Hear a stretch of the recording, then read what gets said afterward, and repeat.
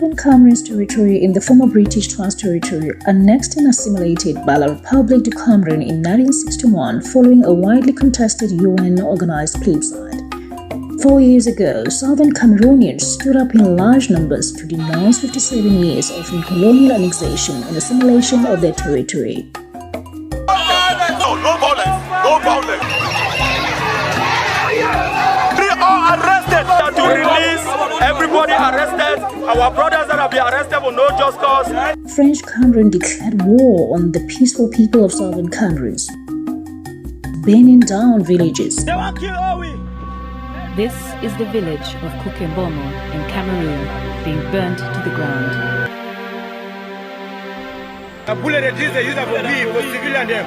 Killing thousands, arrested thousands and forcing hundreds of thousands into foreign lands as refugees and asylum seekers. Life has never been the same again. Pain, misery and sorrow set in.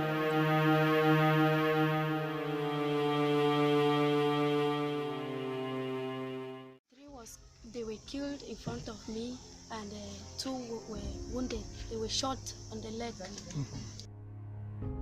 When it happened, we had to enter the forest. We passed through the bush. When we stayed in the bush for some time because of too much rain and too much insect bites in the bush and hunger, we decided to pass through the bush to look for a way that we can come to Nigeria. And finally, we succeeded to reach. The country is not of peace now because of the killing of people and the destruction of property by the government.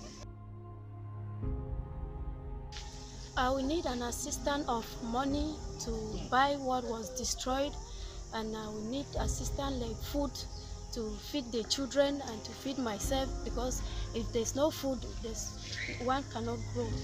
To help keep the smiles on the faces of at least 1,000 vulnerable Southern Cameroon's refugees and their families in Nigeria and Ghana, please join VRF through this refugee empowerment program to fundraise at least $250,000 to fund training, income support, and capital investment in refugee-owned and managed business ventures that can bring about self-sufficiency, sustainability, and financial independence for participating refugees. With over 120,000 people who have fled the war, about 80,000 are registered refugees in Ghana and Nigeria, most of whom are women and children.